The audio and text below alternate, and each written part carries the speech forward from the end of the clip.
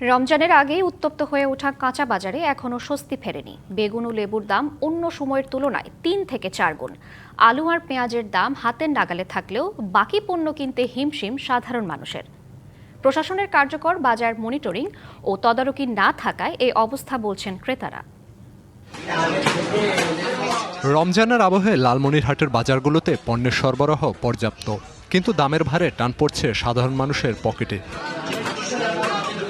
কয়েকদিন আগে ২৫ থেকে ৩০ টাকায় বিক্রি হওয়া বেগুনের কেজি এখন ৮০ থেকে ১০০ টাকা।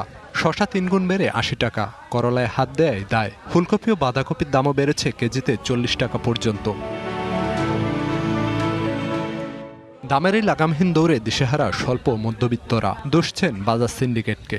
আকাশচুম্বী দাম হচ্ছে, যা আমাদের সাধ্যের বাইরে হচ্ছে, যা নিতে পারতেছি না। সাধারণ আমরা মধ্যবিত্ত যারা আছি তাদের জন্য এটা ক্রয় করাটা আসলে খুব কষ্টসাধ্য হয়ে গেছে।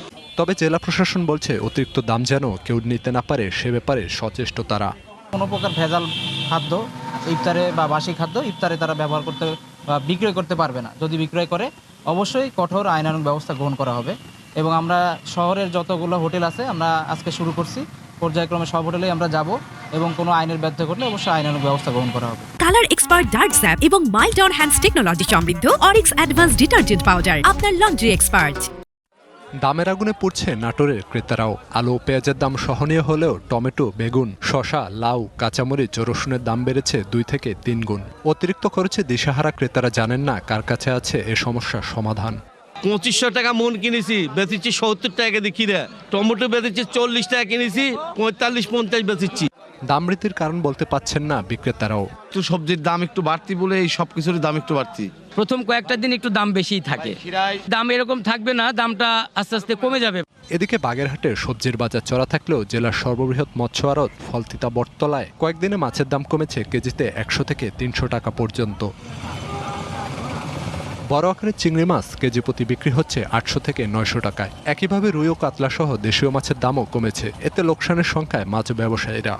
ব্যবসায়ীরা এদের লাভালাভ যা আছে ভালোই আছে, কিন্তু সেই তুলনায় চাষিরা দাম পাচ্ছে না। এখন যে পরিবেশ, চাষিদেরও অসুবিধা, আমরা আড়তদার আমাদেরও অসুবিধা। যদি আড়তে দাম কমার প্রভাব খুচরা বাজারে পড়েনি দাবি ক্রেতাদের। বাজারে আমরা সিন্ডিকেট থাকতে পারে, সাধারণ পাবলিক ক্ষতিগ্রস্ত হচ্ছে।